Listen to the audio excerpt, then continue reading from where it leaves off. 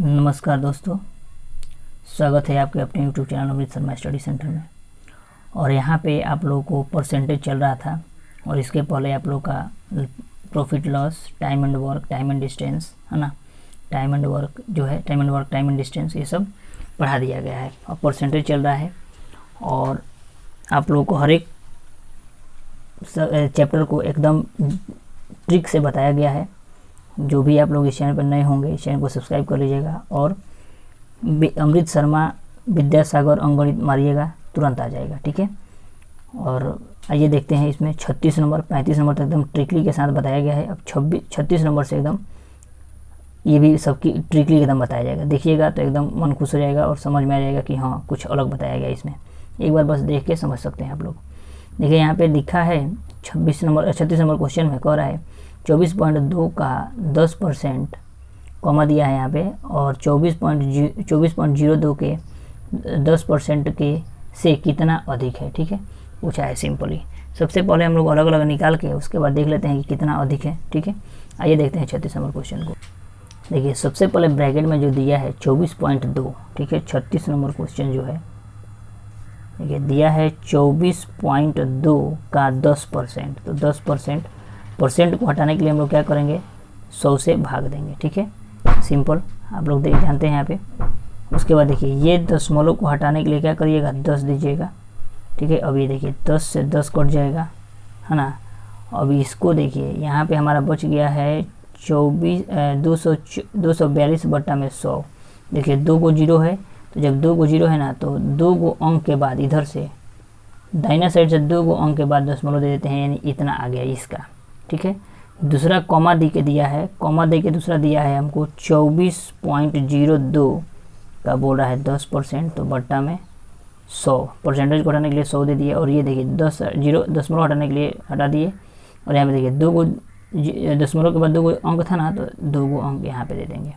अब देखिए ये 1 0 से 1 0 कट गया। अब हमारा ये अंक हो गया 24, यानी 2402, अब बट्टा में कितना, 1000। देखिए 2 को 0 ये, 1 को 0 ये, यानी 1000। अब देखिए कितना को दशमलव, देखिए यहाँ पे 3 को 0 है, तो 3 को अंक के बाद दशमलव देंगे, यानी यहाँ पे दशमलव देंगे, यानी 2.402, ठीक है। अब देखिए यहाँ पे अंक है, यहाँ पे एक दशमलव अपने से 0 दे सकते हैं, कोई दिक्कत नहीं। अब देखिए ये 420 है, ये 402 है, तो यही ना बड़ा है। अब इसमें से घटा देंगे, देखेंगे कितना अधिक है। तो लिख देंगे कि अधिक बराबर, देखेंगे कितना अधिक है, तो अधिक बराबर 2.420। हालांकि इसको पढ़ेंगे 420, ठीक है। कोई पूछेगा दशमलव के बाद कैसे पढ़ा जाएगा, तो 420 पढ़ेंगे, ठीक है। इसके बाद 2.402। अब घटा दीजिए, घटाइएगा तो ये हो जाएगा 8, ये हो जाएगा 1, ये कट 0 हो जाएगा, दशमलव 0 हो जाएगा, यानी 0.018 जो है ये हमारा, इससे जो है इतना जो है इतना अधिक है, ठीक है। सिंपल सा क्वेश्चन था।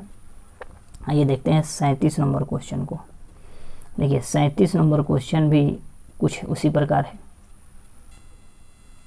देखिए 37 नंबर क्वेश्चन भी कह रहा है कि यदि 200 रुपये का 40%, 150 का 30% x के बराबर है, मतलब दोनों का योग जो है x के बराबर है, तो x का मान निकालिए। देखिए 200 का 40%, तो 200 का 40% बटा में 100 दे सकते हैं परसेंटेज हटाने के लिए। और प्लस है 150 का कितना परसेंट, 30%, परसेंटेज हटाने के लिए 100 दे सकते हैं, बराबर में क्या होगा, x के बराबर है, ठीक है, कोई दिक्कत नहीं है। अब देखिए जो कटने वाला है कटा दीजिए। देखिए 1 0 से 1 0, 1 0 से 1 0, 1 0 से 1 0, 1 0 से 1 0, यानी 4 दूना 8, यानी 80, प्लस 15 तिया 45, बराबर में x।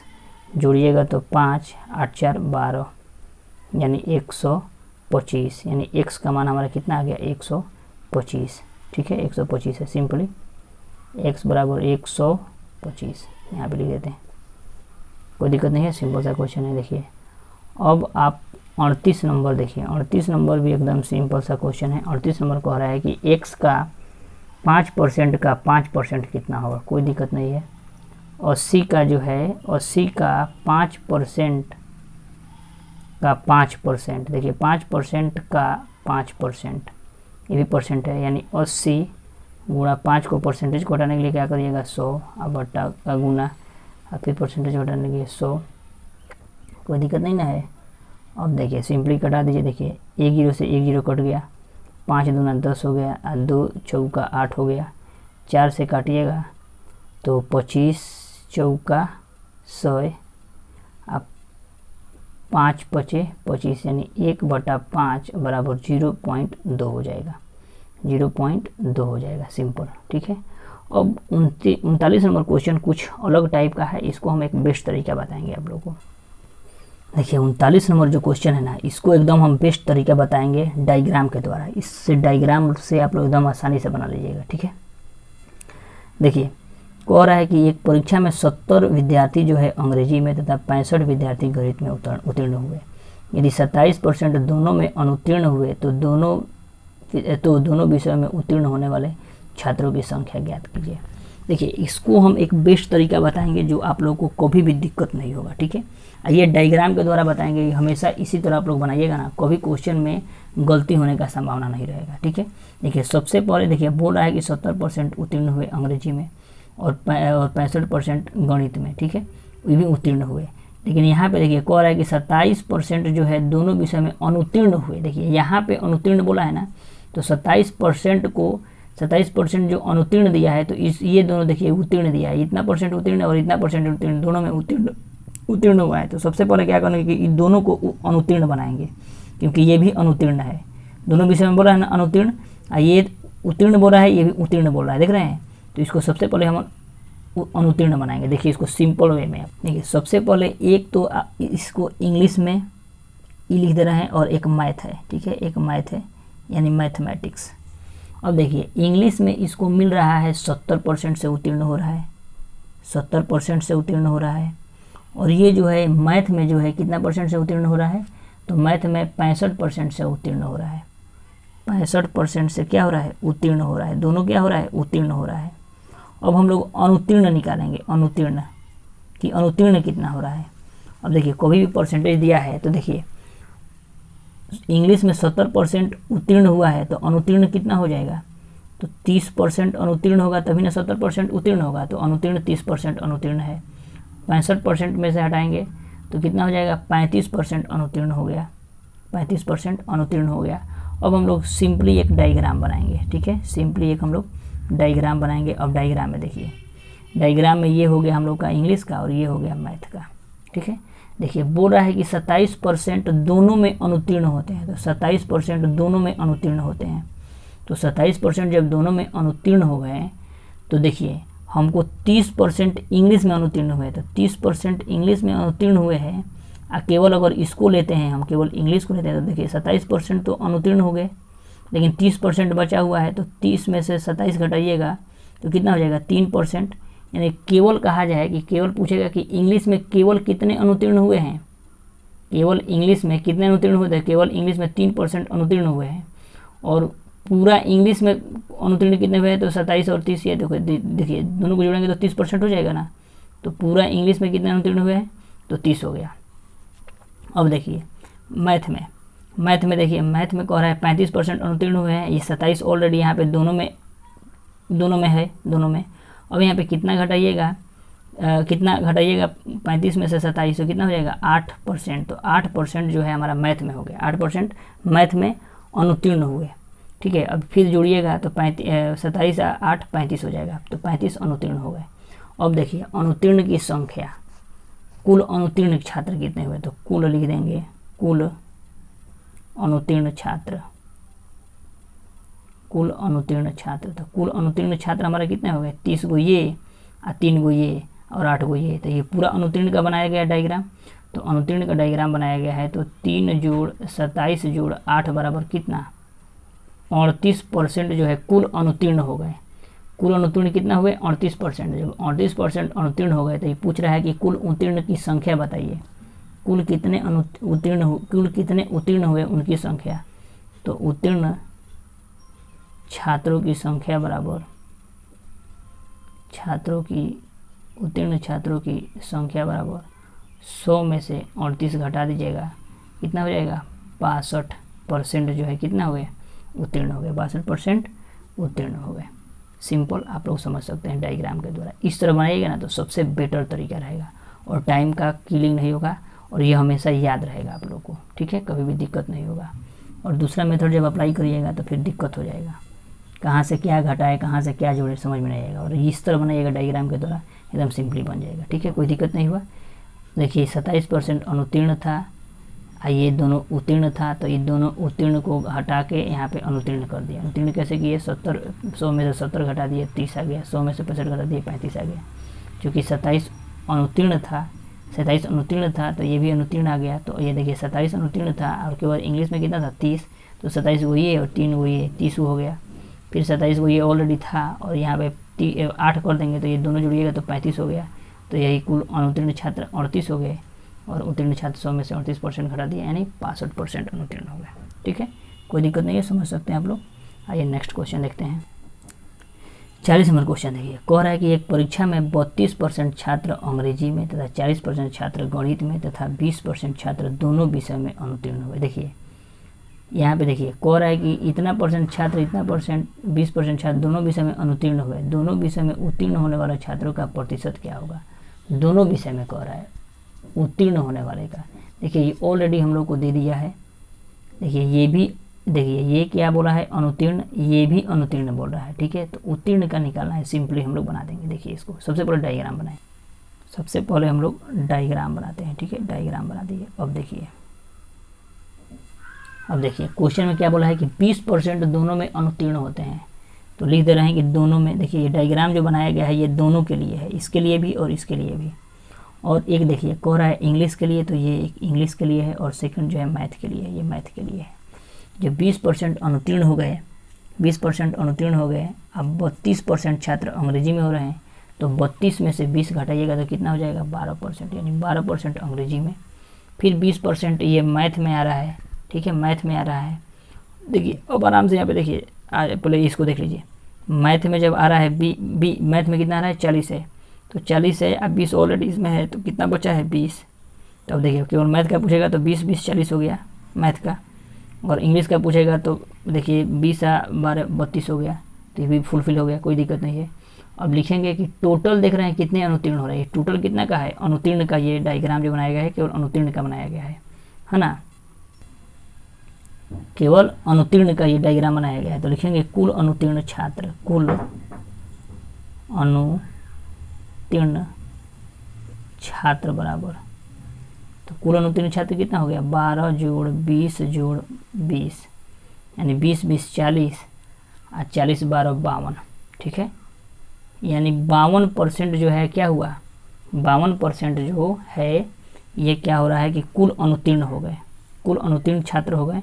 अब देख रहे हैं हमको निकालना क्या है उत्तीर्ण छात्र, तो उत्तीर्ण छात्र का प्रतिशत बराबर, उत्तीर्ण छात्र बराबर 100 में से 52 घटा दीजिएगा तो कितना आ जाएगा 48%। तो 48% जो क्या हुआ, ये जो है हमारा उत्तीर्ण छात्र हुआ, ये अनुत्तीर्ण छात्र हुआ। डायग्राम के द्वारा बनाइएगा, एकदम बेटर तरीका है, प्लस माइनस करिएगा दिक्कत हो जाएगा, इधर से उधर करिएगा बहुत दिक्कत है, इसको सिंपली आप लोग बना सकते हैं, ठीक है। आइए मिलते हैं, देखते हैं नेक्स्ट क्वेश्चन को। देखिए 41 नंबर क्वेश्चन कह रहा है कि यदि रमेश का वेतन 20% की कटौती कर दी जाए तो इस वेतन को पुनः उसी मूल्य के बराबर रखने के लिए कितने % की वृद्धि की जाए। वही क्वेश्चन है, देखिए यहाँ पे कटौती, यहाँ पे वृद्धि, कटौती वृद्धि, उधर भी वैसे ही था, लाभ यहाँ पे, वहाँ पे वृद्धि, यहाँ पे कमी कह रहा था। वैसे ही सिंपल जो क्वेश्चन हम लोग बताए हैं m/m plus 100 plus m into 100, उसी प्रकार बनाना है। देखिए सिंपली 20% की कटौती बोला है यानी कमी, तो कमी के लिए हम आप लोगों को फॉर्मूला जो बताए हैं m/100 माइनस m इंटू क्या 100।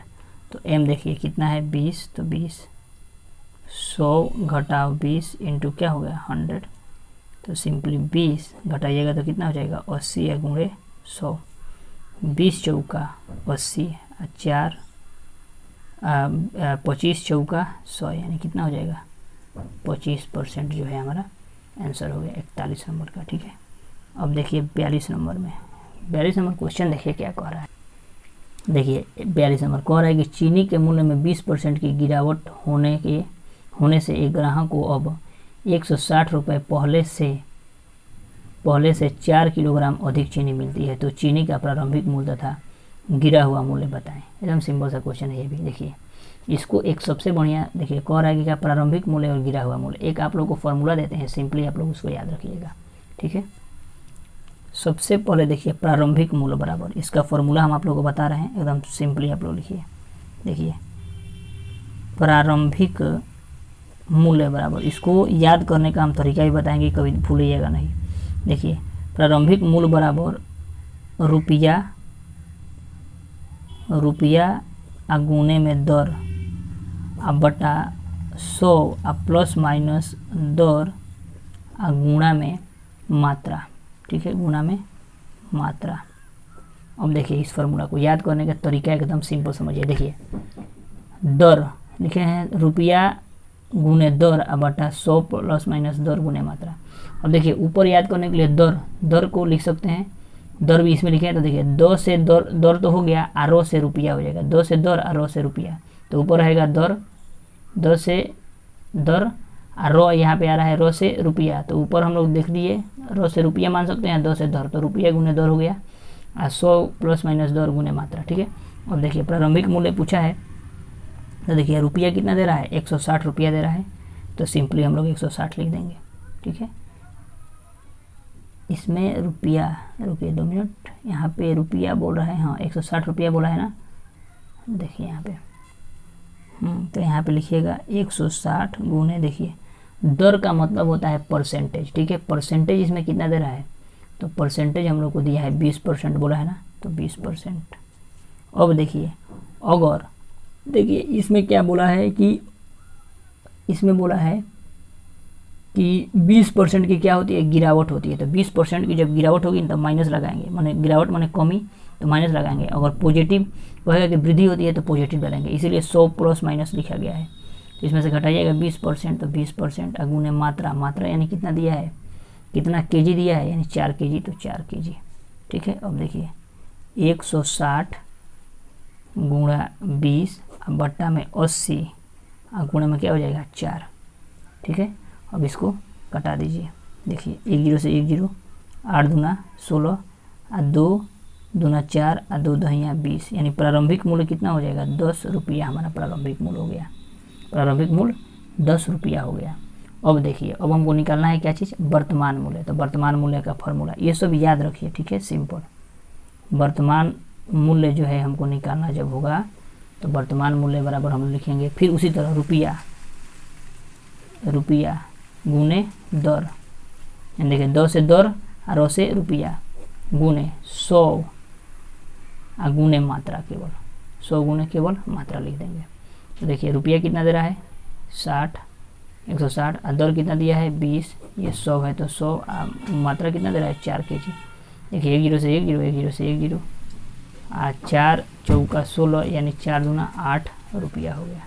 देख रहे हैं कितना सिंपल वे में, दोनों एक बेस्ट तरीका है, और इसी को फॉर्मूला को आप लोग अपनाइएगा, ठीक है। रुपया गुने दर, बस देखिए दर आप लोग याद रखिएगा कि दर ऊपर लिखते हैं दर, तो हम लोग सिंपली लिख देंगे 2 से होता है दर, और रो से क्या होता है रुपया गुने पहले का प्रारंभिक मूल्य के लिए 100 जोड़ प्लस माइनस, यहाँ पे क्या होता है दर गुने मात्रा। देख रहे हैं कितना सिंपल सा, ये सब बेस्ट तरीका है याद करने का, आप लोग इसको बेस्ट तरीके से आप लोग याद कर सकते हैं, ठीक है।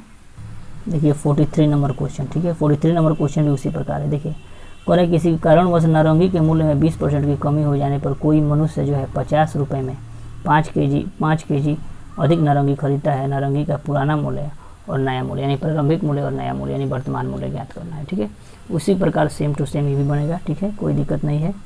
आइए देखते हैं। देखिए प्रारंभिक मूल्य बराबर यही हम लोग का फॉर्मूला था, ठीक है, रुपया गुने दर बटा 100 प्लस माइनस दर गुने मात्रा, सॉरी यहाँ पे मात्रा होता है, ठीक है, मात्रा। अब देखिए यहाँ पे फिर रुपया कह रहा है, तो देखिए रुपया कितना बोला है, तो देखिए रुपया दिया है 50 रुपया, दर कितना दे रहा है 20% का दर। अब देखिए 20% का जब दर दे रहा है तो 100 में से फिर 20% का दर दे रहा है, तो 20 घटाइएगा तो कितना हो जाएगा 80, तो 80 गुणा में मात्रा कितना दे रहा है, तो मात्रा 5 केजी दे रहा है। सिंपली कटा दीजिए, देखिए 1 0 से 1 0 कट जाएगा, 5 से 5 कट जाएगा, है ना, 5 से 5 कट गया। हम लोग क्या निकाल रहे हैं, हम लोग निकाल रहे हैं प्रारंभिक मूल्य, ठीक है। उसके बाद देखिए 4 दूना 8 और 4 पचे 20 यानी 5/2 यानी कितना हो जाएगा 2.5 रुपया प्रारंभिक मूल्य था। 2.5 रुपया प्रारंभिक मूल्य। अब वर्तमान मूल्य यानी नया मूल्य, वर्तमान मूल्य यानी नया मूल्य, अभी मूल्य कितना हो जा रहा है, वही है रुपया गुने दर बटा 100 गुना में क्या हो जाएगा मात्रा, सेम टू उसी फॉर्मूला पर। देखिए रुपया हमारा कितना आ रहा है, तो रुपया आ रहा है 50 गुने दर आ गया 20 और 100 और मात्रा कितना था 5, तो 5 1 0 से 1 0 1 0 से 1 0 5 से 5 कट गया यानी 2 रुपया जो है हमारा क्या हुआ वर्तमान मूल्य यानी अभी का मूल्य हुआ। कोई दिक्कत नहीं है, सिंपल सा क्वेश्चन है ये सब। आइए देखते हैं नेक्स्ट क्वेश्चन को। 43 नंबर था और 44 नंबर। देखिए 44 नंबर में क्या कह रहा है कि यहाँ पे देखिए कह रहा है कि देखिए बहा है कितना, कह रहा है कि बहा कितना है, तो बह गया है जो तेल जो है बह गया है कितना 3.1/3% यानी 3 3 9 1 10/3% जो है क्या हो गया बह गया है। अब बचा कितना है, तो देखिए बचा कितना है तो निकालेंगे बचा हुआ भाग बराबर बचा हुआ भाग बराबर, तो देखिए बचा हुआ भाग कितना है, तो देखिए बचा देखिए परसेंटेज में है ना, इसलिए 100 में से हम लोग घटाएंगे, 100 में से घटाएंगे 10/3 परसेंटेज में दिया है इसलिए नहीं दिया रहता तो इसमें 1 से घटाते। तो देखिए ये 3 LCM रही है तो यहाँ पे हो जाएगा 300 और बट्टा में क्या घटाओ में 10 बराबर कितना हो जाएगा 290/3%, इतना बच गया है। अब जब इतना बच गया है तो देखिए हम लोग आपको बताए हैं कि कोई भी चीज़ अपने में 100% होती है, तो कह रहा है कि 105 लीटर मिट्टी का तेल है, यानी ये जो तेल था 105 लीटर ये अपने में क्या था 100% था, तो 105 में 100% था। 105 लीटर जो तेल था वो एकदम अपने में 100% था। और ये क्या कह रहा है कि 290 लीटर अभी बचा हुआ है, 290/3 लीटर परसेंट जो है अभी बचा हुआ है। तो हमको पता करना है कि कितना लीटर तेल बचा हुआ है, यानी x मानते हैं कि x तेल बचा हुआ है, ठीक है। अब देखिए क्रॉस मल्टीप्लिकेशन करेंगे इसको इसके साथ, तो इसको इसके साथ गुना करेंगे तो सिंपली यहाँ पे देखिए 105 गुणा 290 अब बट्टा में देखिए बट्टा में हम यहाँ पे 3 दे रहे हैं, ठीक है, ये नीचे आ जाता है कोई दिक्कत नहीं है। अब यहाँ पे x बराबर ले रहे हैं तो ये x बराबर लीजिएगा तो ये जो है 100 नीचे आ जाएगा अब बराबर x, ठीक है। अब ये देखिए 1 0 से 1 0 कट गया। अब देखिए 5 दूना 10 अब 5 दूना 10 अब 5 एकम 5, कोई दिक्कत नहीं है यहाँ तक। अब देखिए यहाँ पे गुना करिए, तो गुना करिएगा तो आपका हो जाएगा कितना 21 में 29 से, तो x बराबर 21 में जब 29 से हम गुना कर रहे हैं तो यहाँ पे आ जाएगा हमारा 609/3 दूना 6। जब इसको भाग दीजिएगा ना तो आ जाएगा 101.5 जो है 101.5 लीटर जो है तेल हमारा बचा हुआ है। इतना परसेंट अगर बह गया है तेल तो, ठीक है। सिंपल सा क्वेश्चन है ये भी, ठीक है। हम गुना थोड़ा सा कर दिए हैं, भाग भी कर दिए हैं कि आप लोगों का टाइम किल ना हो और तुरंत बन जाए, ठीक है, और ज़्यादा वीडियो लंबा ना जाए। आइए देखते हैं अगला क्वेश्चन 45 नंबर क्वेश्चन को। देखिए 45 नंबर क्वेश्चन एकदम सिंपल सा है। कह रहा है कि किसी विद्यालय में छात्रों की संख्या 200 से बढ़कर 280 हो जाती है तो छात्रों की संख्या प्रतिशत में वृद्धि ज्ञात करें। तो सबसे पहले वृद्धि निकाल दीजिए, कितना वृद्धि हो रहा है, वृद्धि प्रतिशत निकाल दीजिए। सबसे पहले वृद्धि यानी जैसे लाभ होता है ना उसी तरह मानिए कि भी होता है वृद्धि, और जो कमी होगा ना यानी कम यानी हानि मानिएगा, ठीक है। तो देखिए लाभ यानी मान लीजिए वृद्धि कह रहा है तो वृद्धि यानी लाभ, ठीक है। तो 280 में से कितना घटाना है 200 घटाइएगा तो कितना हो जाएगा 80 रुपये मानिए लाभ हो गया, रुपया है ना जो भी होगा, ठीक है। किसी विद्यालय में छात्रों की संख्या मानिए छात्रों की संख्या है 80, ठीक है। तो वृद्धि प्रतिशत निकालना है यानी लाभ प्रतिशत मानिए, वृद्धि प्रतिशत यानी लाभ प्रतिशत यानी वृद्धि प्रतिशत। लाभ प्रतिशत क्या होता है लाभ गुने 100/क्रय मूल्य, तो मानिए इसको लाभ गुने 100/क्रय मूल्य यानी पहला मान जो मान पहले वाला दिया था कितना 200, तो 200 2 0 से 2 0 2 चौका 8 यानी कितना हो जाएगा 40%। सिंपली आप लोग जब वृद्धि देगा तो मानिएगा वृद्धि प्रतिशत लाभ प्रतिशत मानिएगा, लाभ गुने 100/क्रय मूल्य। कमी देगा यानी कमी प्रतिशत यानी हानि मानिएगा तो हानि गुने 100/क्रय मूल्य। बहुत सिंपल इसको याद रखिएगा, कोई दिक्कत नहीं होगा किसी क्वेश्चन में, ठीक है। 46 नंबर क्वेश्चन देखिए, 46 नंबर क्वेश्चन क्या कह रहा है, आइए देखते हैं इस क्वेश्चन को। देखिए 46 नंबर क्वेश्चन कह रहा है कि अंडों के मूल्य में 30% की वृद्धि हो जाने पर 7.80 रुपए में 3 अंडे कम मिलते हैं तो अंडों के वर्तमान प्रति दर्जन मूल्य ज्ञात कीजिए। देखिए प्रति दर्जन मूल्य ज्ञात करना है, वर्तमान, सिंपली वो भी उसी प्रकार का फॉर्मूला है, उसी प्रकार है। वर्तमान मूल्य जो हम लोग निकालते हैं ना, तो लिखिए वर्तमान मूल्य बराबर क्या होता है, रुपया गुने में दर बट्टा में 100 गुना मात्रा। 100 गुना में क्या होता है, मात्रा। अब देखिए यहाँ पे क्या बोल रहा है कि प्रति दर्जन पूछ रहा है, तो प्रति दर्जन पूछ रहा है यानी 12 होता है। एक दर्जन में कितना है, 12 को तो 12 लिख देंगे।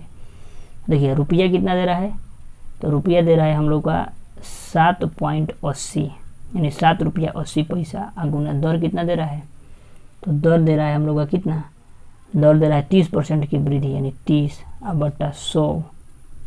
गुना मात्रा कितना दिया है, तो देखिए मात्रा इसमें दे रहा है आपका 3 अंडे, तो 3 अंडे यानी 3 को गुना क्या 12, चूँकि प्रति दर्जन पूछा है इसलिए 12 से गुना किए हैं। ठीक है, अब देखिए ये दशमलव हटा रहे हैं तो यहाँ पे क्या देख सकते हैं 100, क्योंकि 2 गो अंक है तो देखिए 1 0 से 1 0, 1 0 से 1 0, कोई दिक्कत नहीं है।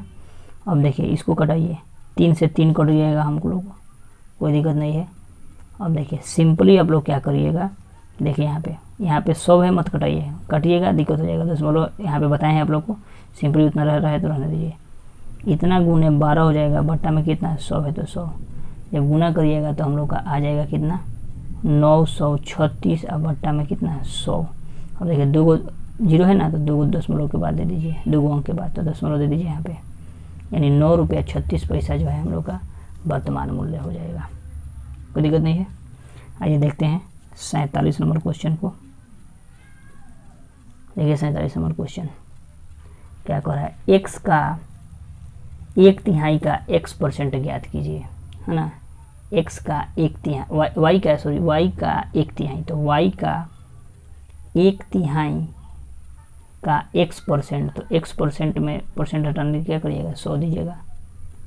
ठीक है, तो सिंपली देखिए यहाँ पे, तो अब देखिए यहाँ पे कुछ कटने वाला तो नहीं है, तो यहाँ पे xy और बटा में क्या हो जाएगा 300, यही हमारा आंसर हो जाएगा सिंपली।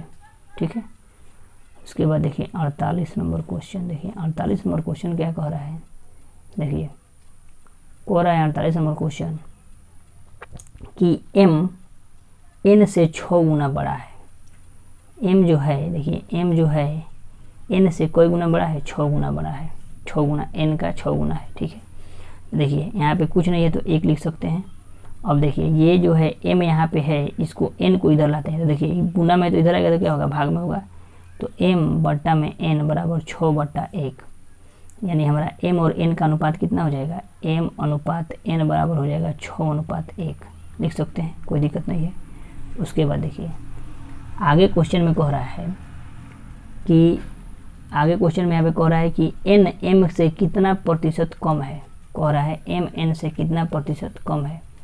ठीक है, सिंपली अब देखिए इसमें से m n से कितना प्रतिशत कम है, तो यहाँ पे घटाइएगा तो कितना हो जाएगा, 5 का कमी हो रहा है, तो 5 गुने 100 और बट्टा में क्या होता है मूलमान कितना दिया है हम लोग का 6, तो 6 बट्टा में 6, तो बटा दीजिए 50, ये हो जाएगा 3, यानी 5 × 5 = 25, यानी 250/3 बराबर हम लोग का भाग देंगे तो आ जाएगा 83, आ जाएगा 83.1/3%। आप लोग भाग को लीजिएगा, सिंपल निकल जाएगा। ठीक है, आइए देखते हैं 48 नंबर क्वेश्चन को।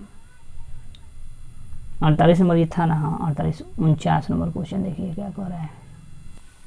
देखिए 49 नंबर क्वेश्चन कह रहा है कि एक आयत की लंबाई जो है 10% वृद्धि तथा चौड़ाई में 10% की कमी कर देने पर क्षेत्रफल में क्या परिवर्तन होता है। सिंपली इसका फॉर्मूला आप लोग जानिए। ठीक है, सिंपली इसका फॉर्मूला क्या होता है, देखिए इसका फॉर्मूला m + n घटाव, देखिएगा सबसे पहले प्लस मानिएगा, सबसे पहले प्लस हम लोग को बता रहे हैं m गुना n बट्टा में 100।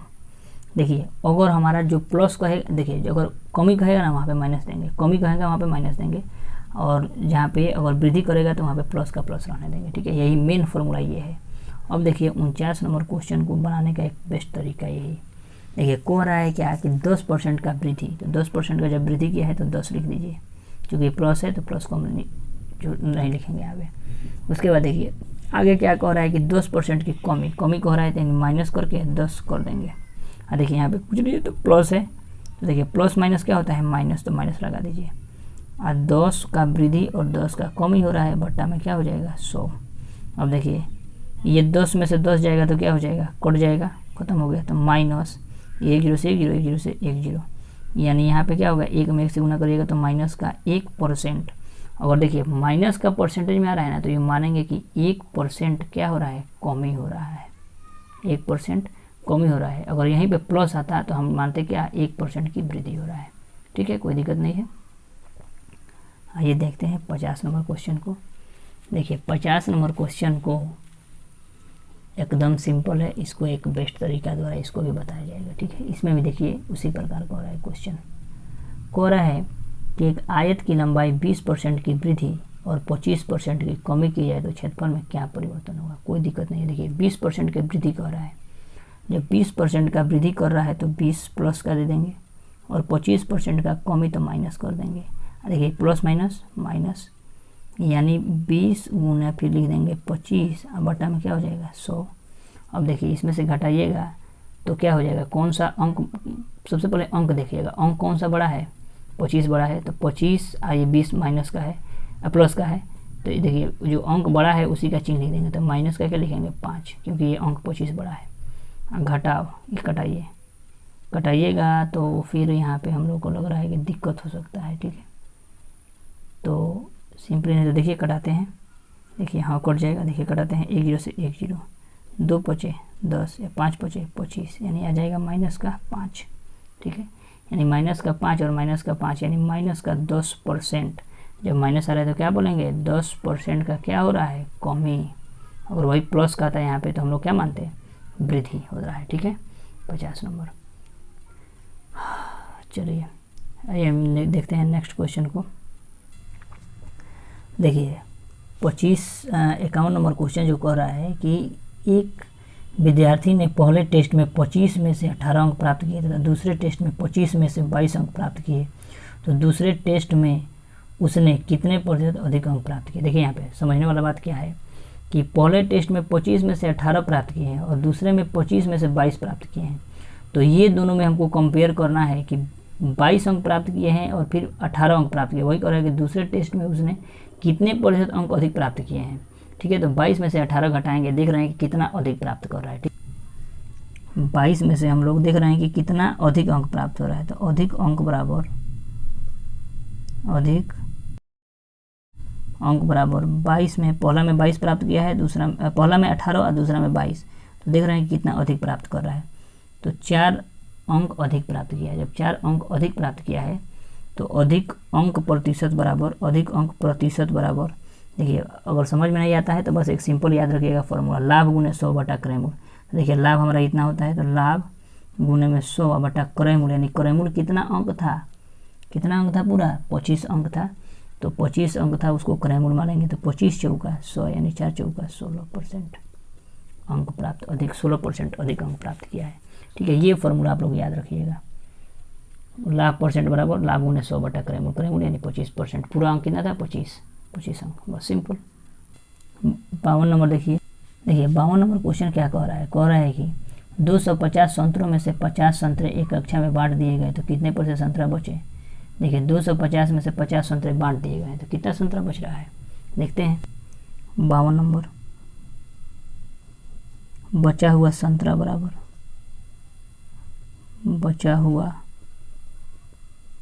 संतरा बराबर, देखिए 100 तो है, सॉरी 250 है ना, सॉरी यहाँ पे 250 में से 50 संतरा क्या हुआ, 50 संतरा को क्या किया कक्षा में बांट दिए गए तो कितना संतरा बचा हुआ, 200 संतरा बचा हुआ है।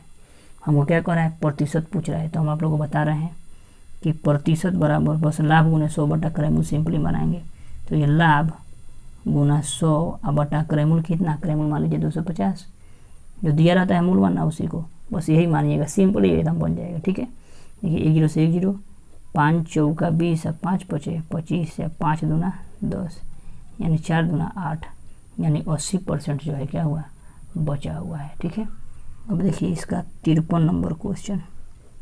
देखिए 53 नंबर क्वेश्चन हम लोग का क्या कह रहा है, देखिए कह रहा है कि एक आदमी 4000 रुपये कमाता है और 1000 रुपये बचत करता है, उसकी आय का कितना % खर्च करता है। तो देखते हैं खर्च कितना कर रहा है ना, देखते हैं कि खर्च कितना रुपया कर रहा है। तो खर्च बराबर हम लोग जानते हैं आय माइनस बचत, आय माइनस बचत। देखिए आय है उसका कितना है 4000, और कितना रुपया बचा रहा है 1000 रुपया बचा रहा है। तो खर्च कितना कर दे रहा है 3000 रुपया क्या कर रहा है, खर्च कर दे रहा है।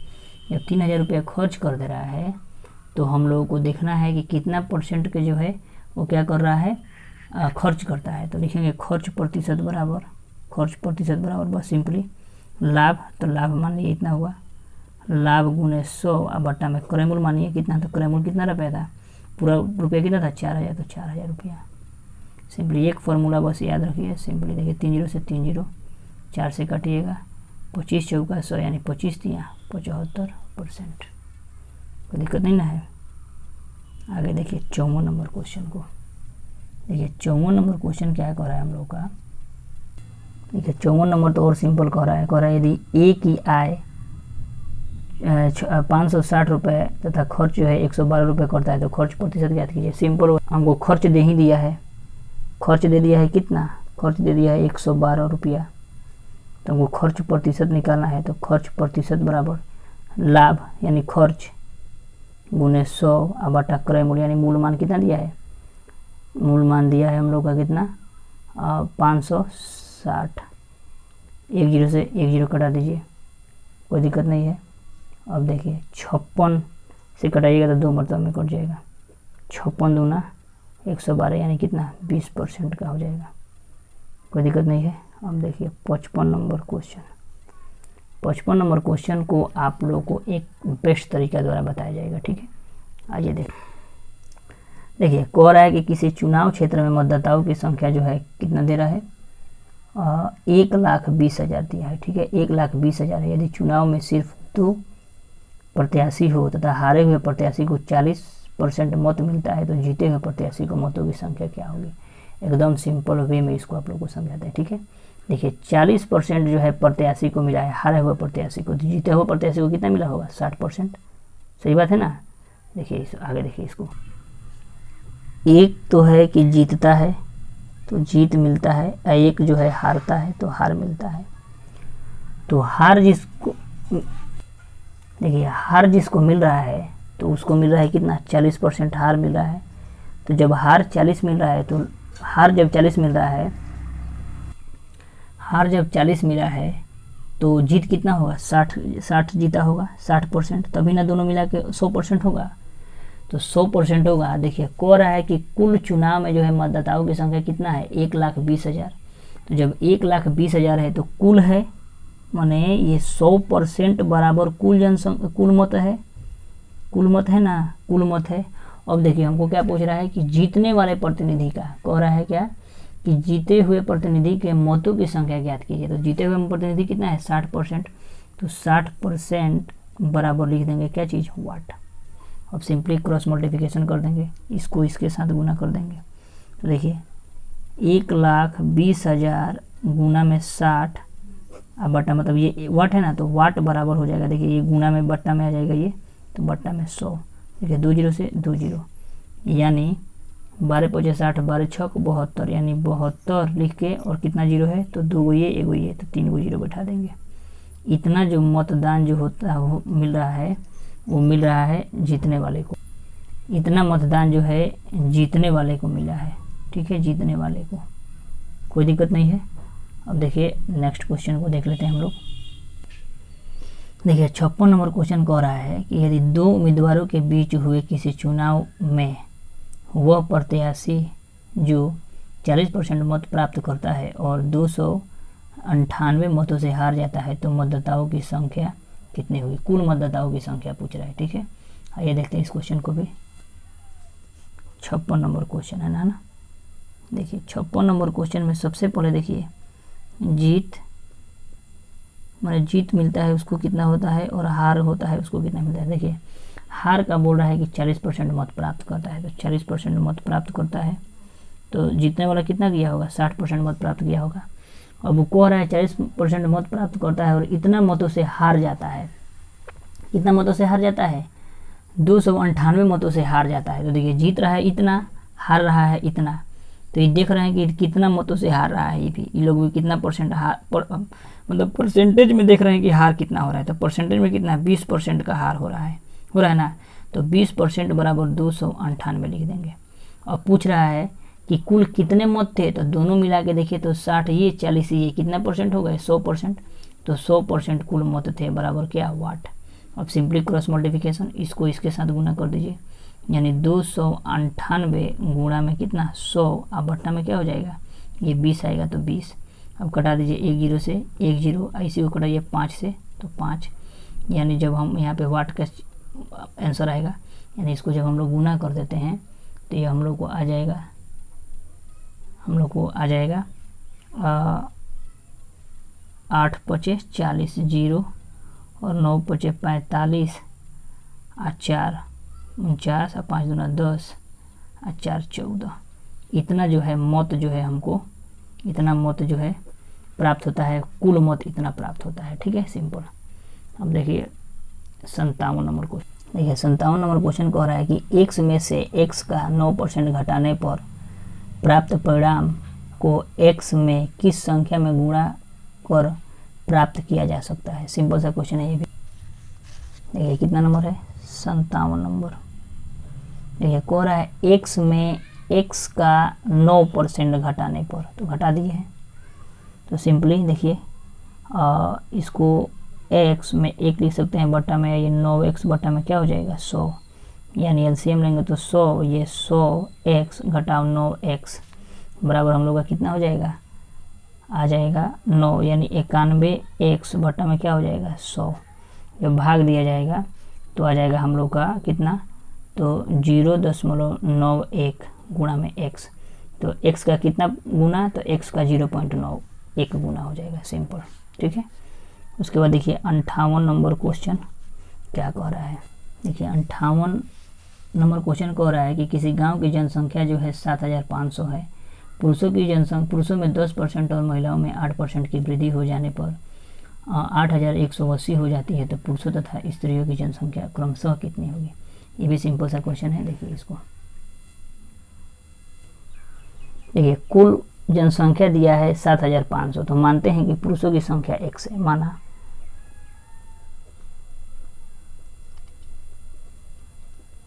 पुरुष की संख्या बराबर x, तो स्त्री की संख्या कितना हो जाएगा, 7500 में से अगर पुरुष की संख्या घटा देंगे तो स्त्री की संख्या नहीं आ जाएगा, स्त्री की संख्या आ गया। अब देखिए कह रहा है कि पुरुषों की संख्या में 10% की वृद्धि हो रही है, तो पुरुषों की संख्या कितना है x में 10% की वृद्धि हो रही है, तो 100 में 10 जोड़ देंगे तो कितना हो जाएगा 110 बट्टा में क्या हो जाएगा 100। उसके बाद देखिए प्लस स्त्रियों की संख्या हमारा इतना आया है,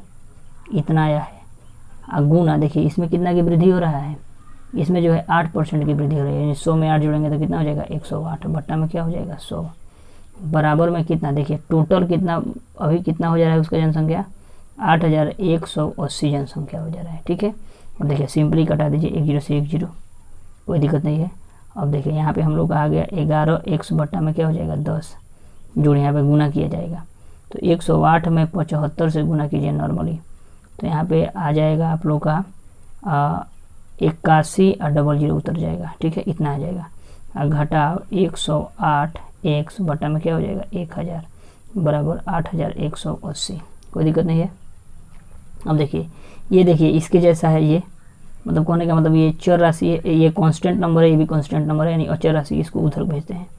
देखिए 11x बट्टा में 100, ये माइनस का है तो 108x बट्टा में 100 बराबर है, देखिए 8180 है, इसको उधर भेज दीजिए तो 8100 भेज दीजिए इधर, एलसीएम लीजिए तो 100 हो जाएगा, तो ये हो जाएगा 110x है ना, घटाव 108x बराबर, इसको घटाइएगा तो कितना हो जाएगा 80, तो 80 लिख दीजिए 80। अब देखिए 100 तो 100 हमारा हो गया। ठीक है, 100 तो 100 हो गया, घटाइएगा तो कितना हो जाएगा 2x बराबर कितना 80। अब देखिए 2x बराबर 80 और गुने में इधर 100, यानी x बराबर 80 गुने 100 और बटा में क्या हो जाएगा 2, कटा दीजिए 4, यानी कितना हो जाएगा 4000। 4000 क्या हो जाएगा 4000 पुरुष हो जाएंगे, क्योंकि हम लोग x माने हैं, x बराबर पुरुष माने हैं 4000। अब स्त्री की जनसंख्या जब पूछेगा, स्त्री की जनसंख्या जब पूछेगा तो 75000 में से क्या किए थे, 7500 में से x घटाए थे, तो 7500 में से 4000 घटा दीजिएगा, कितना आ जाएगा 3500 स्त्री हो जाएगी। ठीक है, अब एक ये हमारा आंसर, एक ये हमारा आंसर, दो आंसर, कोई दिक्कत नहीं है, सिंपल ही बन जाएगा ये भी। आइए देखते हैं नेक्स्ट क्वेश्चन को। देखिए कह रहा है 59 नंबर कह रहा है रोहन की आय सोहन की आय से 30% अधिक तथा करण की आय से 25% कम है, तो बताएं कि करण की आय सोहन की आय से कितना परसेंट अधिक है। सिंपल है, देखिए रोहन की आय मोहन की आय से 30% अधिक है, तो सिंपली उसको देखिए रोहन की आय, तो रोहन को आर से दर्शाते हैं, रोहन की आय सोहन की आय से 30% अधिक है, यानी 130 बट्टा में क्या हो जाएगा 100। तो देखिए 0 से 0, यानी रोहन बट्टा में इधर आ जाएगा सोहन बराबर 13 बट्टा में क्या हो जाएगा 10।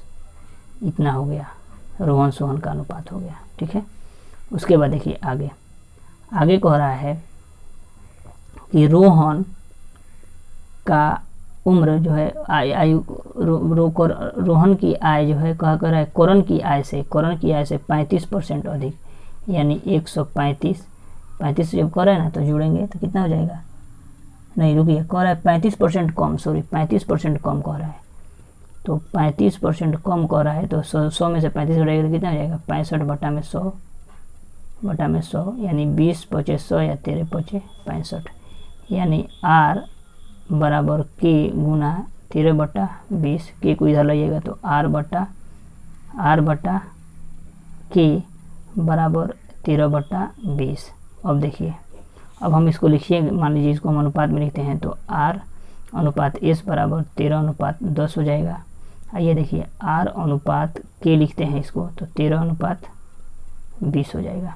अब देखिए 13 तो इक्वल है, तो ये भी इक्वल हो जाएगा, यानी सोहन का ये हो गया और करण का ये हो गया, और रोहन का 13 ये भी है 13 ये भी है, तो सिंपली हम लोग रखने देंगे, क्या जरूरत है हम लोग को गुना करने के लिए, तो हम लोग सिंपली लिख सकते हैं कि देखिए सिंपली हम लोग लिख देंगे कि रोहन अनुपात सोहन अनुपात करण।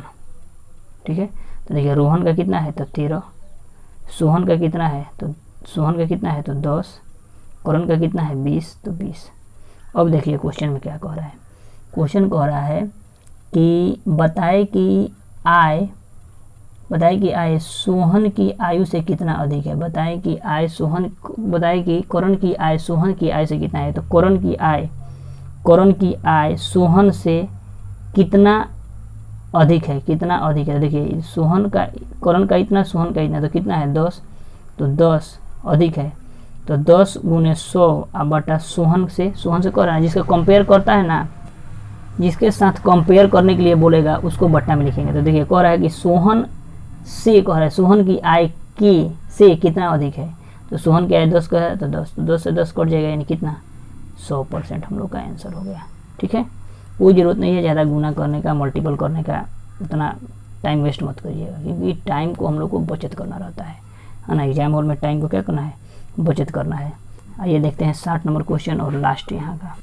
देखिए 60 नंबर क्वेश्चन क्या कह रहा है कि एक परीक्षा के पूर्णांक जो है 2500 है, परीक्षा में ए को बी से 10% अधिक, बी को सी से 20% कम, सी को डी से 30% अधिक अंक मिले। यदि ए ने 1430 अंक प्राप्त किए तो डी ने कुल कितने अंक प्राप्त किए। सिंपल सा क्वेश्चन है ये भी। ठीक है, देखिए कह रहा है ए ने बी से 10%, तो ए ने बी से 10% अधिक, तो अधिक बोला है तो 110, 100 जोड़ देंगे बटा 100, 0 से 0, यानी क्या हो जाएगा हमारा अनुपात। तो देखिए ए यहाँ पे ऑलरेडी है, बी को इधर खींच के लाइए तो गुना में, तो इधर आएगा तो क्या हो जाएगा भाग में, यानी 11 बटा 10, ये अनुपात हम लोग का इतना आया। ठीक है, दूसरा नंबर में देखिए क्या कह रहा है बी ने सी का, बी को सी से 20% कम, यानी 20% कम, यानी 100 में से घटाइए तो इतना हो गया, बट्टा में क्या 100, 0 से 0, 4 दूना 8, 5 दूना 10, यानी बी सी को बट्टा खींच के इधर लाइए, यानी 4 बटा 5, ये अनुपात इतना हो गया इसका।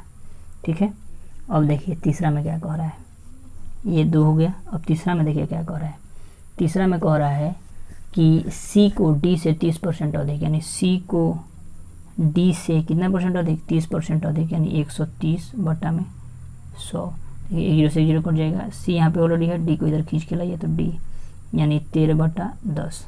अब देखिए कह रहा है क्या कि ए ने 130 अंक प्राप्त किए और डी ने कुल कितने अंक प्राप्त किए कह रहा है। ठीक है, सिंपली सबसे पहले हम लोग निकालेंगे कि हम लोग ए और डी का देख लेंगे कि ए और डी कितना आ रहा है। ठीक है, ए और डी देखिए हम लोग सबसे पहले देखिए ए बटा डी बराबर होता है, फॉर्मूला देखिए ए बटा बी गुणा बी बटा सी गुणा सी बटा डी होता है। अब देखिए अगर देखिए यही फॉर्मूला होता है, देखिए हम लोग इसको काटेंगे ना तो ए बटा डी आ जाना चाहिए, तब तो इसका मतलब ये आ जाएगा। देखिए सी से सी कट जाएगा, बी से बी कट जाएगा, यानी ए बटा डी आ गया। फिर ए बटा डी आ गया ना, तो इसी फॉर्मूला पर रखेंगे। देखिए ए हमारा कितना दिया है 11/10, बी 4/5 गुना, देखिए ये तो हम लोग आप लोग समझाएं। देखिए सी बटा डी यानी 13/10 है, तो 13/10।